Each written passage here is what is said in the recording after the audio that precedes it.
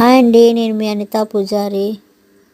శనివారం అయితే మా పుట్టింటి నుంచి మా ఇంటికి అయితే వచ్చేసాను. ఆ రోజు అయితే ఇదిగోండి మా బాబుని ఎల్లో కలర్ డ్రెస్ వేసి రెడీ చేశాను. ఎల్లో కలర్ డ్రెస్లో చాలా ముద్దుగా ఉన్నాడు.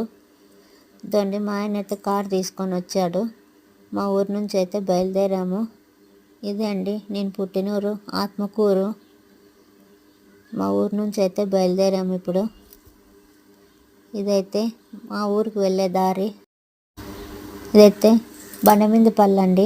ఇదిగోండి ఎంట్రన్స్కి అయితే వచ్చాము. మా ఊరి ఎంట్రన్స్కి ఇదిగోండి అరటి తోటలు, మా ఊరి పెద్ద కాలువ, శనక్కాయలు, ఇదిగోండి మామిడి తోట, ఇదైతే అరటి తోట. ఇదిగోండి ఊర్లోకి అయితే ఇప్పుడే అడుగు పెట్టాము. బండమిందపల్లి మా ఊరు చాలా బాగుంటుంది. మా ఊర్లో చెరువు కూడా ఉంది, చాలా పెద్దది. చెప్పాలంటే పట్నం ముసుగులో ఉన్న పల్లెటూరు అండి మా ఊరు. ఇక్కడ అన్నీ దొరుకుతాయి. ఇదిగోండి ఇదే మా ఇల్లు. ఇదే మా చిన్న ఇల్లు. చాలా బాగుంటుంది.